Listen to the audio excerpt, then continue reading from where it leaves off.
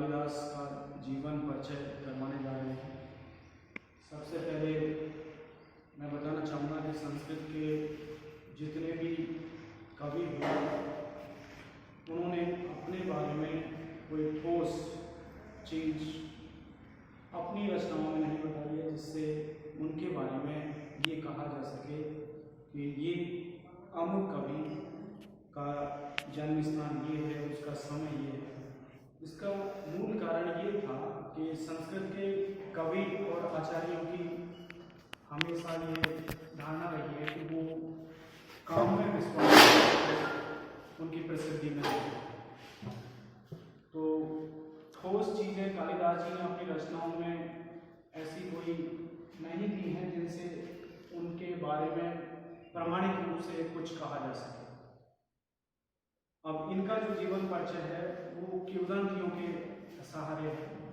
तो सबसे पहली जो किंवदंती इनके बारे में प्रचलित है वो मैं आपके सामने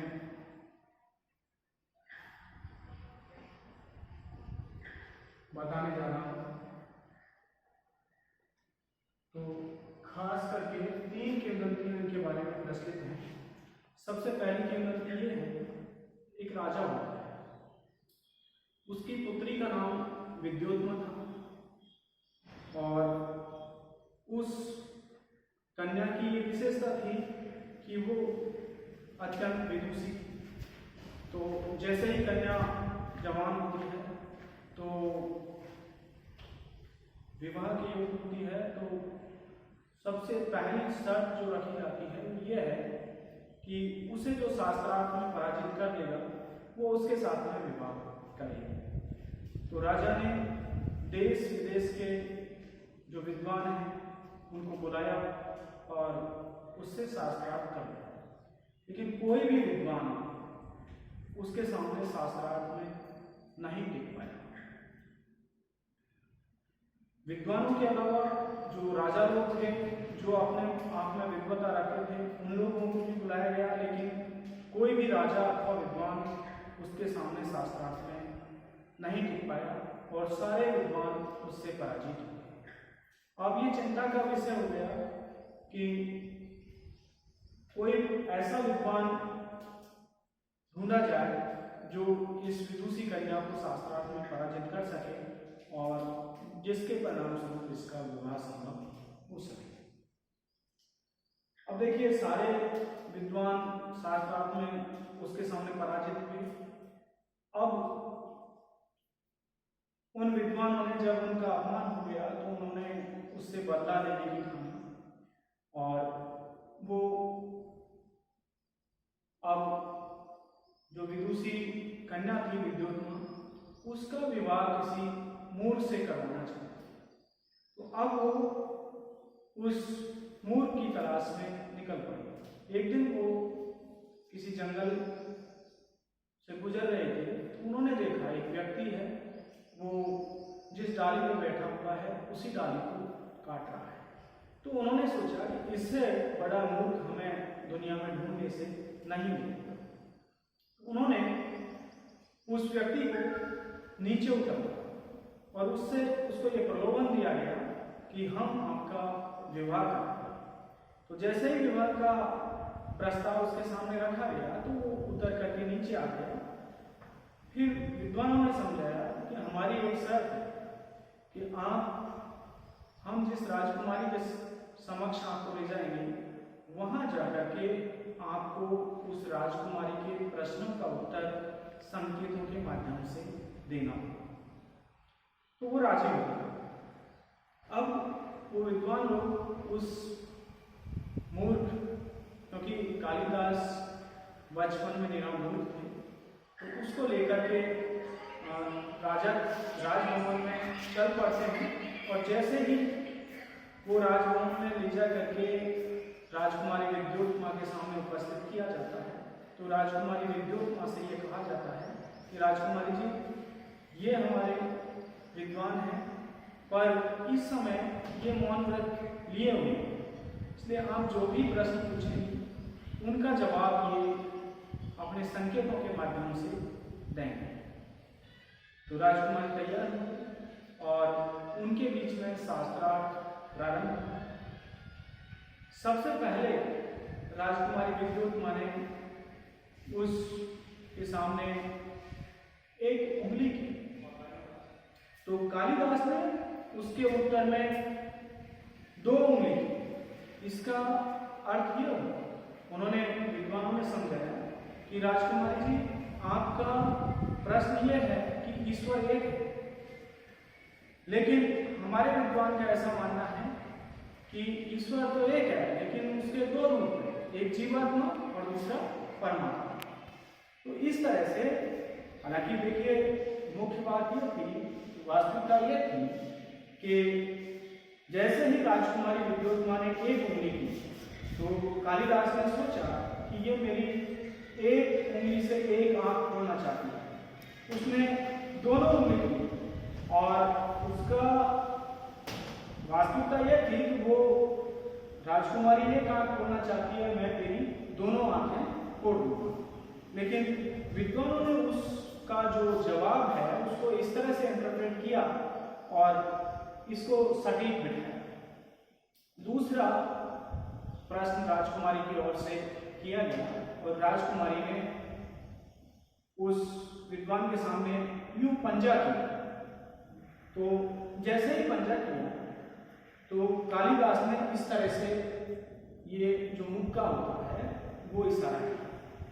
तो विद्वानों ने यह कहा कि राजकुमारी जी, आपका प्रश्न ये है कि 5 महाभूत होते हैं जिनसे शरीर बनता है, मही, जल, पावक, गगन, समुद्र। लेकिन हमारे विद्वान का मानना यह है कि इन 5 महाभूतों से बनता तो एक शरीर है, यानी ये सब मिल जाते हैं तो एक शरीर बनता है। इस तरह से उसका जवाब विद्वान लोगों ने बिठाया।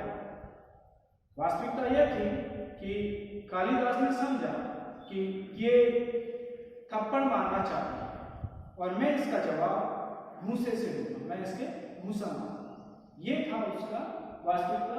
लेकिन विद्वानों ने इस तरह से उसका जवाब बिठाया कि आपका मानना है कि 5 तत्व होते हैं, लेकिन हमारे विद्वान का ऐसा मानना है कि इनसे मिलकर के एक शरीर बनता है। इस तरह से कालिदास की जो परीक्षा थी उसमें वो पास हुए और कालिदास का विवाह विद्युत्मा के साथ में संपन्न हुआ। अब देखिए, कालिदास के साथ में ये था कि उनका कोई घर नहीं था। राजप्रसाद में उनको एक महल दे दिया गया।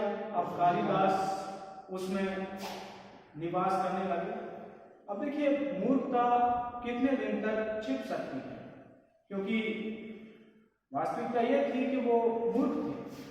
अब विद्युत्मा के साथ में वो रहने लगे और उनका दाम्पत्य जीवन चले लगे। लेकिन वास्तविकता यह थी कि वो मूर्ख थे। एक दिन महल की छत पे बैठे हुए थे और वहां बगल से एक ऊंट निकल रहा था। तो जैसे ही ऊंट निकला तो उसका जो उच्चारण है वो कालिदास से ठीक से नहीं हो पाया। संस्कृत में उसको उष्ट बोला जाता है, लेकिन कालिदास इसका शुद्ध उच्चारण नहीं कर पाए और राजकुमारी विद्युत्मा को गुस्सा आया। तो गुस्से में राजकुमारी विद्युत्मा ने महल से उसको धक्का मार दिया। कालिदास छत से नीचे गिरे। वहां पर एक काली मां की मूर्ति थी। जैसे ही नीचे गिरे तो उनकी जीभ कट गई और जीभ से रक्त निकला और वो रक्त काली मां को चढ़ गया। तो ऐसा माना जाता है कि काली मां रक्त से प्रसन्न थी। तो काली मां प्रसन्न हुई और वो प्रकट हुई और उन्होंने कहा कि अब आप वरदान मांगिए। तो कालिदास ने, देखिए, यहाँ पर भी अभी तक वो मूर्ख है और उन्होंने ये समझा कि ये देवी ये चाह रही है कि तुम्हारा ये हाल किसने किया। ये कालिदास की सोच थी। लेकिन जैसे ही उनके सामने वरदान की बात कही गई तो उन्होंने कहा कि विद्यम क्योंकि उनकी जीभ कट चुकी थी तो पूरी तरह से विद्योत्मा का उच्चारण तो नहीं कर पाए, लेकिन उन्होंने विद्या शब्द, तो काली माँ ने सोचा ये विद्या मांग रहा है और उसको विद्या का अभय वरदान प्रदान किया गया। इस तरह से कालिदास मूर्ख से अब उत्तम कोटि के विद्वान बने। तो ये महाकवि कालिदास के बारे में पहली किंवदंती प्रस्तुत है। अब देखिए ये पहली किंवदंती हो गई, इसके बाद मैं दूसरी किंवदंती उनके बारे में। दूसरी किंवदंती ये है,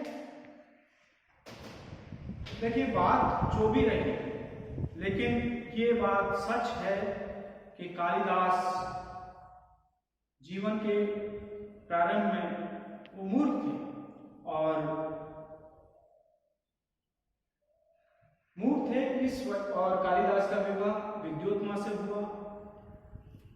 तो उस मूर्खता की वजह से उनको अपनी पत्नी से डांट खानी पड़ी। पत्नी से प्रताड़ित होकर के उन्होंने घर छोड़ दिया। घर से वो चले गए और जंगल में जाकर के काली माँ का मंदिर था, वहां जाकर के उपासना करने लगे और घोर तप करने के बाद में काली माँ प्रसन्न हुई और काली माँ ने उन्हें वरदान मांगने के लिए कहा। तो काली माँ ने जब वरदान मांगने के लिए कहा तो कालिदास क्योंकि पत्नी से प्रताड़ित थे और अपनी मूर्खता की वजह से प्रताड़ित थे, इसलिए उन्होंने विद्या का वरदान मांगा और कालिदास को विद्या का अभय वरदान काली माँ ने प्रदान किया। अब वो मूर्ख से विद्वान बन गए और विद्वान होकर के वापस अपने महलों को लौटते हैं। तो वहां वो देखते हैं कि महल का दरवाजा बंद है। तो जैसे ही दरवाजा बंद उनको दिखा तो उन्होंने ये कहा, संस्कृत में उच्चारण किया, अनावृतम कपाटम द्वारम दे। इसका मतलब यह है कि देवी दरवाजा खोल दे। तो अंदर से आवाज आती है कि अस्ति कश्चित वाग विशेष। ये 3 शब्दों का उच्चारण वहां पर किया गया। तो इन 3 शब्दों के आधार पर महाकवि कालिदास इस समय इतने उत्तम कोटि के विद्वान हो चुके थे कि उन्होंने 3 बड़े ग्रंथों की रचना कर दी। सबसे पहला अस्ति था। अस्ति के आधार पर उन्होंने अस्ति उत्तरश्याम देशी देवात्मा हिमालय नाम नगादि रचा। इसके आधार पर ये पहला मंगलाचरण का श्लोक है। इसके आधार पर उन्होंने कुमार संभवम महाकाव्य की रचना कर दी। दूसरा शब्द था कश्चित। कश्चित के आधार पर कश्चित कांता विरह गुरुना स्वाधिकारात प्रमत्त है। ये मेघदूत जो गीति काव्य है उसका मंगलाचरण है। इसके आधार पर उन्होंने मेघदूत नाम के गीति काव्य की रचना कर दी। और तीसरा वर्ड था वाग विशेष। वाग विशेष के आधार पर वागर्त्य संप्रक्त वागर्त्य प्रतिपत्ति जगते पितरौ वंदे पार्वती परमेश्वर। इसके आधार पर उन्होंने रघुवंश नामक महाकाव्य की रचना कर डाली। इस तरह से 3 शब्दों के आधार पर 3 बड़े ग्रंथों की रचना कर डाली। इतना उत्तम कोटि का विद्वान महाकवि कालिदास बन गए। अब देखिए बात इसमें यह है कि हम कई बार जब काव्य की बात करते हैं तो उसमें काव्य का जो लक्षण किया गया है, आचार्य मोहम्मद ने काव्य का लक्षण किया है कि काव्यम यस्य अर्थ करते व्यवहार विदेश सेवेतर क्षत्रिय सत्य पर निवृत्ते कांता सम्मित उपदेश। तो जो काव्य होता है वो कांता की तरफ उपदेश प्रदान करने वाला। तो इसका मतलब यह है कि कई बार क्या होता है, पत्नी से प्रताड़ित होकर के आदमी उत्तम कोटि का विद्वान बन जाता है और ये कालिदास के साथ में हुआ। तो ये दूसरी किंवदंती थी। अब इनके बारे में जो तीसरी जो किंवदंती प्रचलित है वो ये है कि ये निश्चित हो जाता है कि महाकवि कालिदास उत्तम कोटि के विद्वान हो गए और उनके बारे में ऐसा माना जाता है कि लगभग 41 रचनाएं उन्होंने लिखी, लेकिन खास करके 7 रचनाएं उनकी प्रसिद्ध हुई। तो दो तो उसके अंतर्गत 3 तो महाकाव्य थे, 2 महाकाव्य रघुवंशम और कुमार संभवम, 3 उन्होंने नाटक लिखे, अभिज्ञान शाकुंतलम, विक्रमोर्वश्यम, मालविकाग्निमित्रम, और 2 गीतिकाव्य लिखे, ऋतुसंहार और मेघदूत। इस तरह से 7 प्रमुख रचनाएं थी। तो हुआ ये कि तीसरी किंवदंती इस प्रकार से है कि श्रीलंका के राजा थे कुमारदास, और कुमारदास कालिदास के मित्र थे। अब ये उत्तम कोटि के विद्वान थे, और उस समय क्या होता था कि राजा लोग अपने राज्याश्रय में विद्वानों को रखते थे।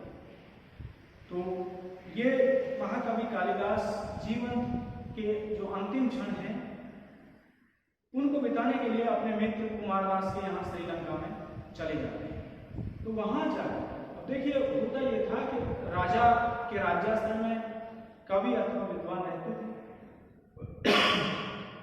और उनके लिए वो रचनाएं लिखते थे, उनकी वृत्तावलियां लिखते थे।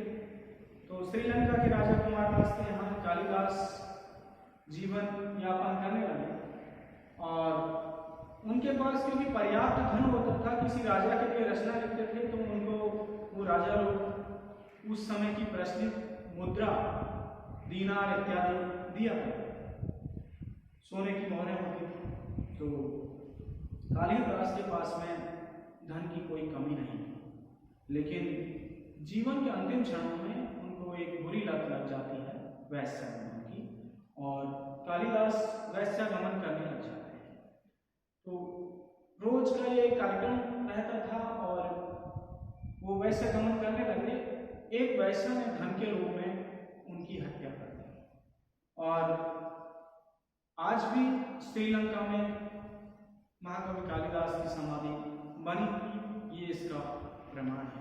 तो ये 3 किंवदंतियां हैं जिनके आधार पर हम कालिदास के बारे में, उनका जो जीवन व्रत है उसके बारे में हम थोड़ा बहुत पता कर सकते हैं, क्योंकि उन्होंने अपनी रचनाओं में अपने बारे में खोज कुछ भी नहीं किया।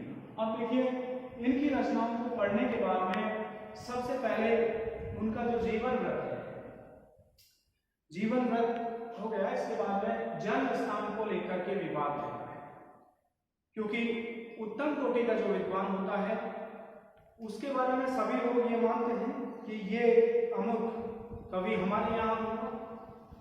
वो उनकी रचनाओं को पढ़ने के बाद में अंदाजा लगाते हैं। तो उनके जन्म स्थान को लेकर के जो कश्मीर वाले लोग हैं वो ये कहते हैं कि महाकवि कालिदास कश्मीर के मूल निवासी हुए, क्योंकि देखिए जब हम मेघदूत को पढ़ते हैं तो मेघदूत में अलकापुरी का वर्णन है, और कुमार संभवम को पढ़ते हैं तो उसमें हिमालय का वर्णन है। तो देखिए कोई भी कवि जहाँ रहता है, जिस परिवेश में रहता है, तो उस परिवेश का उसके ऊपर प्रभाव रहता है, और उसकी रचनाओं में भी उस जगह विशेष का उल्लेख होता है। तो जब कालिदास इन रचनाओं में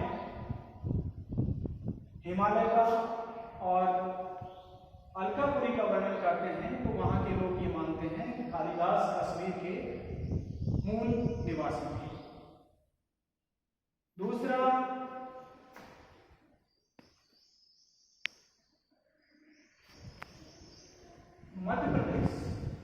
मध्य प्रदेश के लोग ये मानते हैं कि कालिदास मध्य भारत के अथवा मध्य प्रदेश के रहने वाले थे। उसका तर्क वो ये देते हैं क्योंकि मेघदूत जब पढ़ते हैं तो मेघदूत में जो मेघ मार्ग है उसका वर्णन आता है, तब मेघ से वहां पर जो धनपति कुबेर है, धनपति कुबेर के श्राप से जो यक्ष हिमालय पर रह रहा है और अपनी पत्नी से दूर निर्वासन इस समय वो कर रहा है, तो जब वो अपनी पत्नी के पास में संदेश भेजता है तो वो कहता है कि बीच में आपको महाकाल मंदिर मिलेगा और महाकाल मंदिर के दर्शन करने से मत चूकना।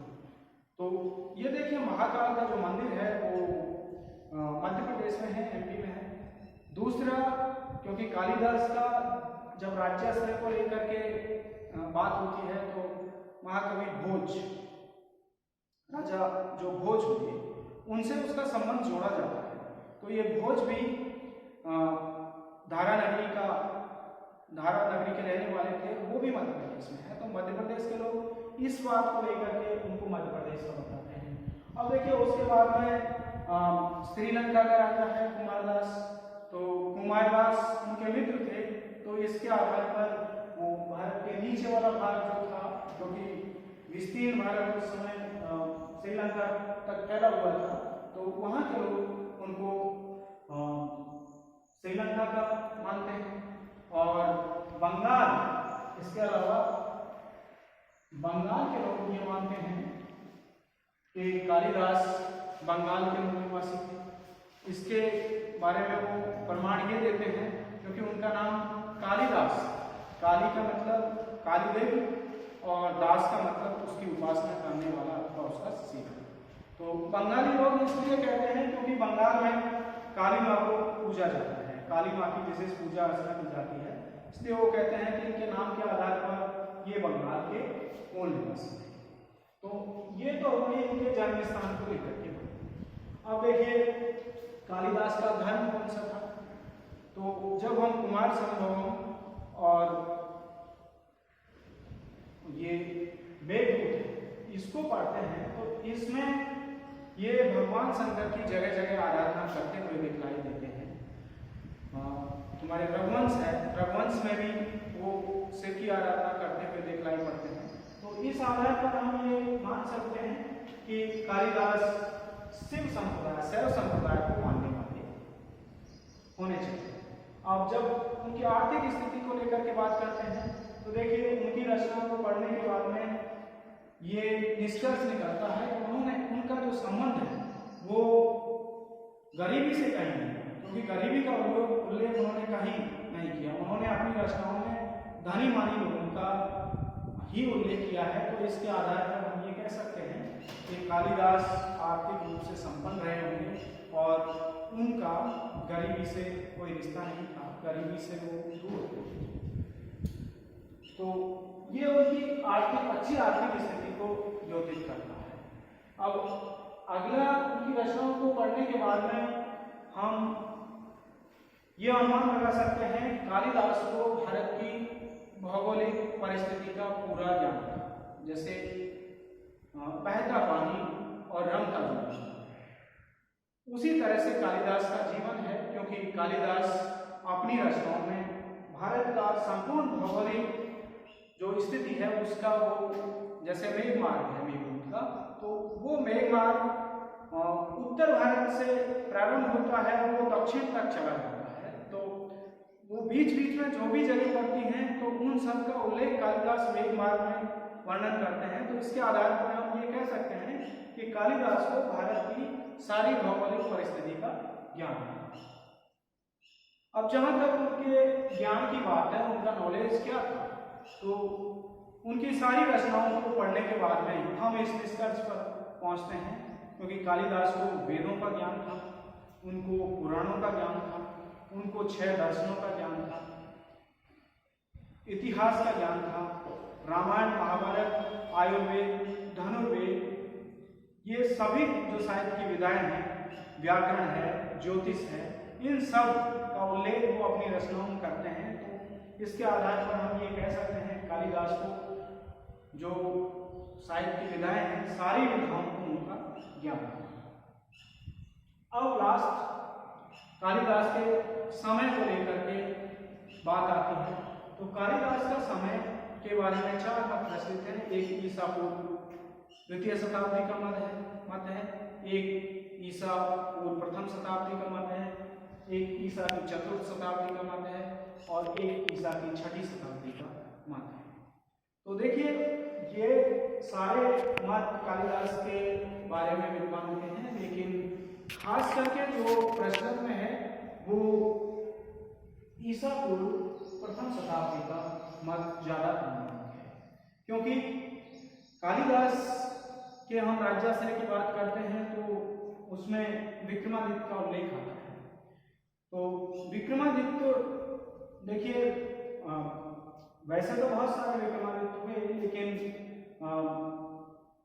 जो राजा भोज से इनका संबंध स्थापित किया जाता है, तो उनके भाई का भी नाम विक्रम था, तो उस आधार पर ये भोज के राज्याश्रित कवि रहे होंगे, और इस आधार पर हम प्रथम शताब्दी का जो मत है इसको हम प्रामाणिक मत मानते हैं। क्योंकि महाकवि अश्वघोष हैं, वो भी उनका जन्म लगभग ईसा की प्रथम शताब्दी में होता है, और बोधचरित और सौंदरानंद महाकाव्य की उन्होंने रचना की, और उनमें लगभग कालिदास को समकालीन को बताते हैं। तो उस आधार पर, क्योंकि अश्वघोष का समय ईसा पूर्व प्रथम शताब्दी माना जाता है, तो उसी के आधार पर हम कालिदास को भी ईसा पूर्व प्रथम शताब्दी के लगभग मान सकते हैं।